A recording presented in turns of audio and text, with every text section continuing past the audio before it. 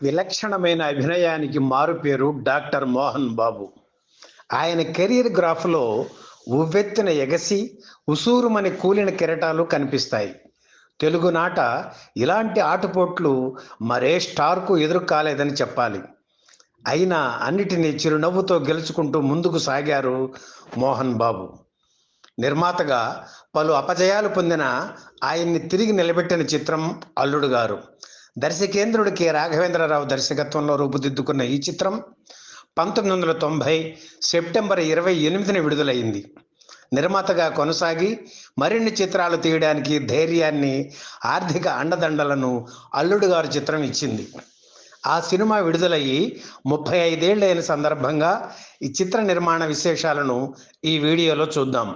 నా రూటే వేరు అంటూ డైలాగ్స్ చెప్పడంలో ఒక కొత్త వరవడి ప్రవేశపెట్టిన విలక్షణ నటుడు మోహన్ బాబు.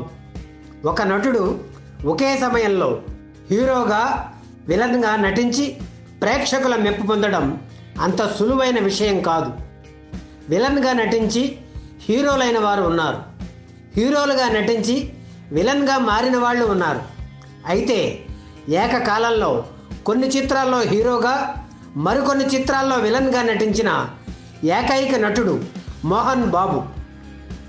సాధారణంగా ఏ నటుడు తన కెరీర్పై ఇలాంటి ద్విపాత్రాభినయం చేయడానికి సాహసించడు. అందుకే తన రూటే వేరు అని నిరూపించుకున్నారు మోహన్ బాబు. మోహన్ బాబులో చక్కని అభిరుచి కలిగిన నిర్మాత కూడా ఉన్నారు. ఆ నిర్మాతకు నచ్చిన సినిమా మలయాళంలో హిట్ అయిన చిత్రం. ప్రియదర్శన్ దర్శకత్వంలో మోహన్ లాల్ హీరోగా రూపొందిన చిత్రం కేరళలో సంవత్సరం ఆడింది. ఈ సినిమా రీమేక్ హక్కుల కోసం ఎంతోమంది తెలుగు నిర్మాతలు పోటీ పడ్డారు. చివరకు క్రాంతి కుమార్ ఆ హక్కులు దక్కించుకున్నారు. చిత్రం సినిమా గురించి చాలామంది హీరోలకు తెలుసు, కానీ ఎవరూ నటించడానికి ముందుకు రాలేదు. ఎవరి భయాలు వారివి. రెగ్యులర్ సినిమాకు భిన్నంగా వెళ్ళి రిస్క్ చేయడం ఎందుకని ఎవరికి వాళ్ళు వెనక్కి తగ్గారు. కానీ మోహన్ బాబుకి అలాంటి భయాలు లేవు. చిత్రం సినిమా తెలుగులో తీస్తే తనకు వెరైటీ అవుతుందని నమ్మారు. అందుకే క్రాంతి కుమార్ను రిక్వెస్ట్ చేసి చిత్రం హక్కులు తీసుకున్నారు. దర్శకుడు రాఘవేంద్రరావు దగ్గరకు వెళ్ళి ఈ సినిమా చేయమని అడిగారు మోహన్ బాబు. ఆ సమయంలో జగదేక వీరుడు, అతిలోక సుందరి వంటి సెన్సేషనల్ హిట్ తీసి ఉన్నారు రాఘవేంద్రరావు. అయినా మోహన్ బాబు కోరిక కాదనలేక సరేనన్నారు. హీరోగా ఏమాత్రం మార్కెట్ లేని మోహన్ బాబుతో రాఘవేంద్రరావు సినిమా చేస్తున్నారని తెలియగానే పరిశ్రమ నివ్వెరబోయింది.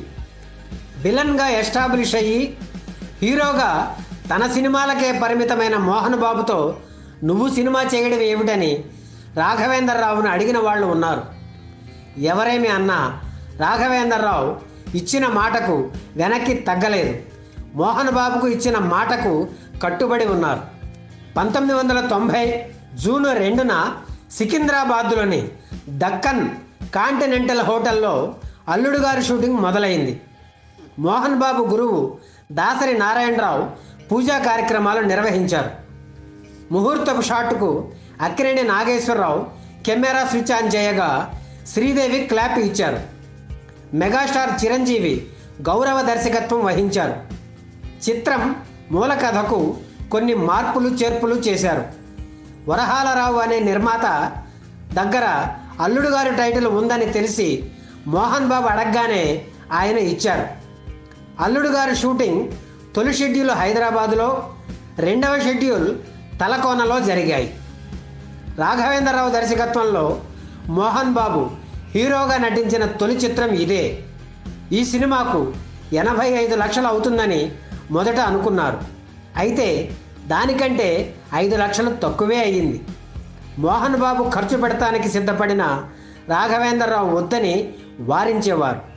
అనవసరపు ఖర్చులు తగ్గించుకుంటూ 42 రోజుల్లో చిత్రాన్ని పూర్తి చేశారు రాఘవేంద్రరావు.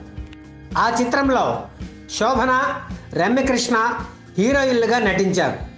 రమ్యకృష్ణది అతిథి పాత్రే. ఆమెపై చిత్రీకరించిన ముద్దబంతి పువ్వులో మూగ భాషలు పాట ఇప్పటికీ హిట్టే. అల్లుడు గారి సినిమా కొనడానికి బయ్యర్లు ముందు కాస్త వెనక ముందు ఆడారు.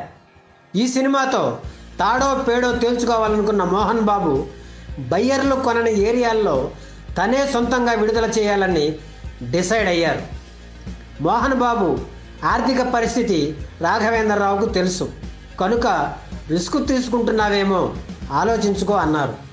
భగవంతుడు ఉన్నాడు, ఈ సినిమా ఆడితే నీ వల్లే ఆడాలి అన్నారు మోహన్ బాబు. అల్లుడు గారు హిట్ అయ్యి మోహన్ బాబు బయటపడ్డారు. కానీ ఫ్లాప్ అయితే ఉన్న ఇల్లు అమ్ముకొని భార్య పిల్లలతో వీధిన పడేవారు.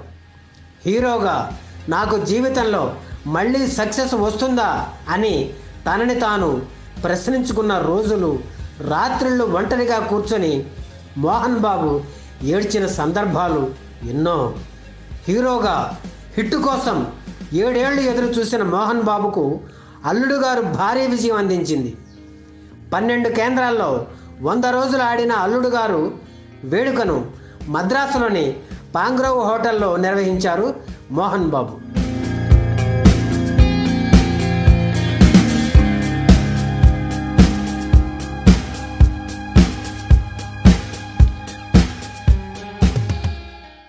ఈ వీడియో మీకు నచ్చితే లైక్ చేయండి, షేర్ చేయండి, వెంటనే సబ్స్క్రైబ్ కూడా చేయండి.